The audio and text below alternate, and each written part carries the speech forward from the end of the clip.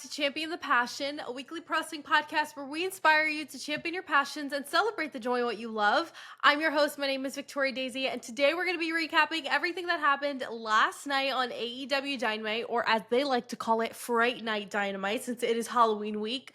But before we dive in, don't forget to leave a 5-star review if you enjoyed. Follow me at It's Victoria Daisy across all social platforms, and follow Champion the Passion across all streaming platforms. But let's dive right into the opening match. And a quick disclaimer, because it was their Halloween week show. If you guys have seen AEW for more than a year, then you know that every single Halloween week, they go all out. So this opening match was titled a Trick or Treat Tornado Tag Match. We had Orange Cassidy and Darby Allin teaming up against Daniel Garcia and Wheeler Yuta of the Death Riders. Now this was a wild match to open with, okay? I mean, they were, first of all, traveling all over the arena, using every weapon in sight, and this was definitely a pay-per-view caliber match. But in the end, Darby Allin and Orange Cassidy came out with the W, and I just have to say I loved the finish to this match because Darby did the same submission move that he's done the last 2 weeks in a row, especially the one he did on Jon Moxley that made him say, "I quit" at Wrestle Dream. So I love that they did that to keep the momentum going. Then after that, we had a Fright Night 4-way number 1 contenders match. Winner advances to Full Gear to face Brodito for the AEW World Tag Team Championship. So we had Jurassic Express versus FTR versus Jet Speed versus the Young Bucks. Now this, wow. What an unbelievable match. I mean, you thought the opening match was good. This was 10 times better. I mean, I saw so many moves in there that I have never seen in my entire life, or even move sequences that I was just jaw to the ground about. I mean, this was stuff out of like a video game. It was absolutely insane. And every tag team wrestled so well and really just, gave it their absolute all. And I loved it. But in the end, FTR came out with the W, which I was actually very surprised by. I thought maybe Jet Speed or Jurassic Express would win, but I definitely do think their time is coming. But right now they want to continue on the story that they kind of have been building with FTR and Brodito. So they have punched their ticket to Newark, New Jersey for Full Gear. So I'm very excited. I think it's going to be a really good match. Then after, we had a Don Callis family summit. Okay, I was so excited for this because I love Don Callis. Okay, a lot of people don't like him. I love him. I think he's hysterical. So he said that during the summit he wanted to address 4 questions. The first one being, who is the Don Callis family? And he said that they are the most dominant faction in professional wrestling. And one of the members unveiled a painting. We all know that paintings are a very Don Callis thing. And so he unveiled this amazing painting of the Don Callis family looking very royal, and it was just absolutely hysterical. I was cackling. All right, question number 2. What is the Don Callis family? And after, a video played on the screen with a bunch of memories to remind everyone of how great they are. It was hysterical. Then the third, why does the Don Callis family do what they do? Then Kyle Fletcher decided to read the oath that they all had to read once entering this family. And before he could even continue reading it, Konosuke Takeshita, the brand new IWGP champion, came out. And of course, Takeshita and Okada immediately went face to face because these two have this unimaginable, undescribable beef together. So Don Callis had to explain that this is a family of alphas. He originally told Takeshita when he first joined the family that he is the alpha, but now there's multiple alphas. And the final question that they had to answer was, how does the Don Callis family succeed? Because they listen to Don Callis and what he wants. That's the answer. And it was a very self-centered answer, and it was very Don Callis-like. It got a couple boos, and it was just honestly kind of funny. Then he said that he wants Takeshita to put his ego to the side and shake Okada's hand. And so I thought, okay, shoot, he's actually about to do this. He puts his hand out, and then Okada gives him the middle finger, and I started cackling. Oh my gosh. And then things continue to heat up. So Don Callis was done. He was like, okay, you know what? You guys need to learn how to be a family first.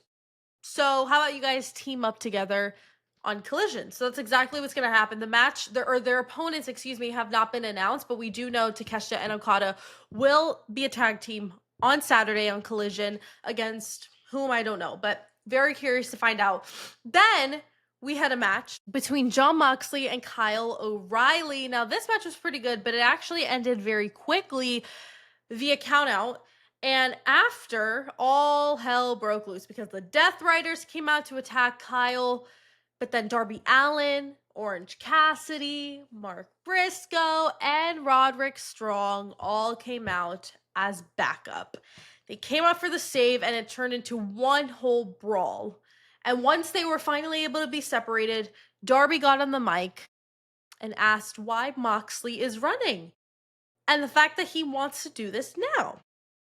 He then said that he has suffered plenty, but Moxley hasn't suffered enough, which that was a crazy line when you think about it. Then Mark Briscoe got on the mic and called the Death Riders fake tough guys, since every time it's time to fight, they always back down and run away, which he's got a point.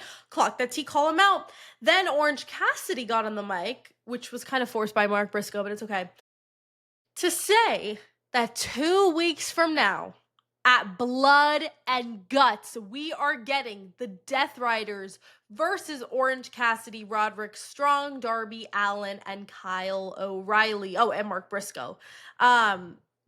And when he said that, obviously the crowd popped. I was so excited, and I was like, hell yeah, here we go. I can't believe Blood and Guts is 2 weeks away. I love Blood and Guts. But hello? My English. Blood and Guts.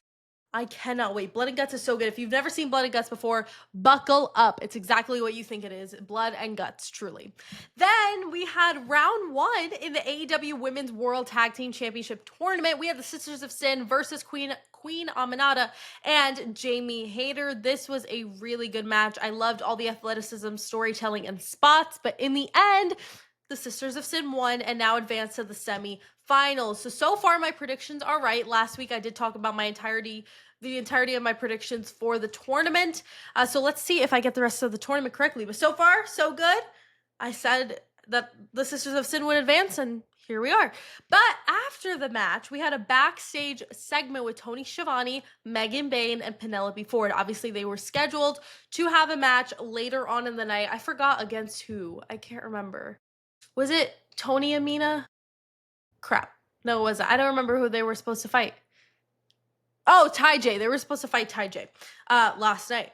But they didn't because they announced that Penelope Ford obtained an injury last week during her match, and now she is not medically cleared to participate in the tournament or her match at Blood and Guts in 2 weeks. Her arm was in a sling, all wrapped up, and I do believe this is a very real injury. They did show the clip of when she got the injury. She had landed extremely wrong after doing some sort of moonsault. So wishing her a speedy recovery. Obviously, the timing is absolutely god-awful. You could see Megan Bayne was also super upset. But I'm not exactly sure what they're going to do moving forward because Marina Shafir did come in and kind of was like, yeah, I'll tag with you. Like, she didn't say that, but she kind of like fist bumped Megan and was like, we can work as a team. And then Jon Moxley came in and he was like, oh, these two, like, that's going to be crazy. So I don't know if they're going to continue on in the tournament and just have Marina and Megan do it. I don't know, but they didn't have the match last night. So they're giving it another week. So let's see, unless Ty J just advances, which that could definitely happen as well. All right, now let's talk about the main event. We had a Fright Night 4-way #1 contenders match. Winner advances to Full Gear to face Hangman Adam Page for the AEW World Championship. We had Samoa Joe versus Ricochet versus Hook versus the Hurt Syndicate's Bobby Lashley. This was an amazing match. Truly, some of AEW's top stars colliding. It was absolutely magical. But in the end, Samoa Joe won, and now is the new #1 contender for Hangman Adam Page's AEW World Championship. And to be honest, I was a little upset when this happened because I did not want him to win. If I'm being completely honest, I don't know who else would have won. It probably was just going to be him all along. But after the match, they decided to have an impromptu contract signing for the match, which I thought was a little strange, but like, whatever, slay.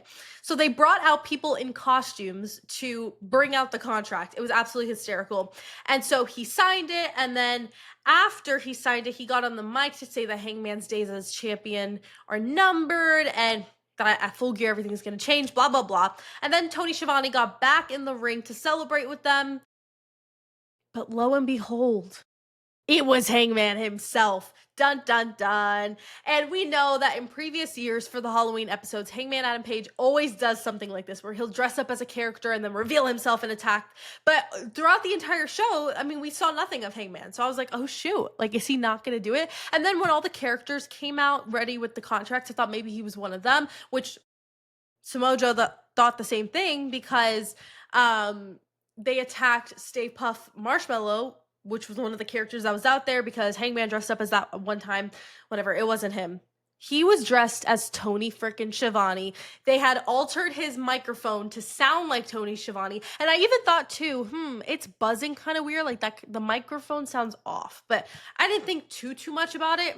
And lo and behold, it was Hangman Adam Page. He was wearing a fat suit and all. It was hysterical. I loved it. Absolutely genius. Such a good way to go off air and really continue to build up the hostility between the two of them for this match and build the rivalry. Absolute cinema. Tony Khan, you ate once again. So good. All right, let's head into my overall thoughts. I thought it was a really good show. My match of the night was hands down the Fright Night four-way, tag team match. That was the number one contenders match. It was absolutely incredible, and biasly, most of my favorite teams were in there, so it was very fun to watch. My segment of the night, hands down, was the Don Callis family summit. That thing had me dying of laughter the entire time. I love the story of the Don Callis family. I think it's gold. All right, overall, I rate the show about an 8.5 out of 10, so pretty high ratings for Dynamite this week. Continuously, when do I ever rate Dynamite low? Because it's always a banker of a show, especially this week with them having a holiday show. So good. And I expect nothing less in the future with these specialty shows coming up like Blood and Guts and obviously Full Gear coming soon. So very, very, very excited. But thank you guys so much for watching and listening to this episode of Champion the Passion. Don't forget to leave a 5-star review if you enjoyed. Follow me at It's Victoria Daisy across all social platforms and follow Champion the Passion across all streaming platforms. Don't forget to champion your passions and celebrate the joy of what you love. And I'll see you guys in the next episode. Bye.